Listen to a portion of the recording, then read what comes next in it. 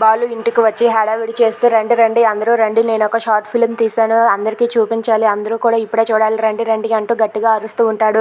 అది విని అక్కడ ఉన్న ప్రభావతి అయితే ఏంట్రా ఏంటి హడావిడి అని చెప్పి అంటుంది. దాంతో అక్కడ ఉన్న సత్యం కూడా ఏమైందిరా ఎందుకు అలా అరుస్తున్నావు అని చెప్పి అంటూ ఉంటాడు. అది వినగానే అక్కడ ఉన్న బాలు ఇలా అంటూ ఉంటాడు, ప్రభావతి నీకు ఒక విషయం చెప్పాలి, అలాగే ఒక సినిమా కూడా చూపించాలి, ఆ సినిమా గురించి నీకు కూడా తెలుసని నేను అనుకుంటున్నాను, రండి అందరూ వచ్చారా అని చెప్పి అంటాడు. ఇక అందరూ వచ్చాక తను ల్యాప్టాప్లో అయితే తీసిన వీడియోని ప్లే చేస్తాడు.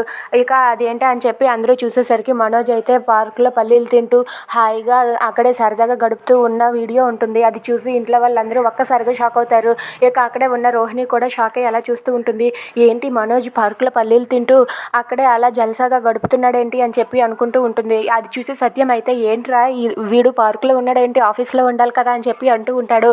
అది విని బాలు ఇలా అంటూ ఉంటాడు, మరి సార్ గారి ఉద్యోగం పార్కులోనే ఉద్యోగం చేస్తే అతనికి జీతం ఇస్తున్నారంట అని చెప్పి అంటాడు. అది విని రోహిణి అయితే ఒక్కసారికి షాక్ అయిపోతుంది. ఇక అక్కడ ఉన్న శృతి అయితే ఇదంతా మోసం, చీటింగ్, మనోజ్ ఇలా చేస్తాడని అస్సలు అనుకోలేదని చెప్పి శృతి అంటుంది. అది విని అక్కడ ఉన్న మీనా అయితే రోహిణితో ఇలా అంటూ ఉంటుంది.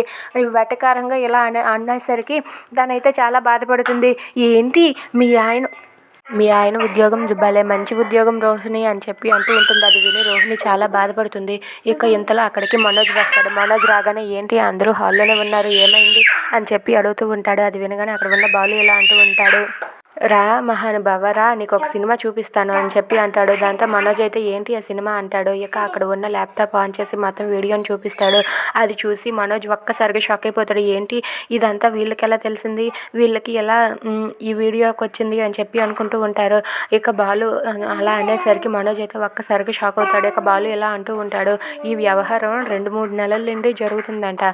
ఈ వ్యవహారం 2-3 నెలల నుండి జరుగుతుందంటే ప్రభావతి అమ్మగారికి కూడా తెలిసే ఉంటుంది, కానీ ఎవరు బయట పెట్టలేదు, పెద్ద ఆఫీస్కి వెళ్తున్నాం ఇది అని బిల్డప్ ఇస్తున్నారు మా దగ్గర అని చెప్పి అంటూ ఉంటాడు. అది విని ప్రభావతి మనోజ్ తలదించుకుంటారు. Please subscribe.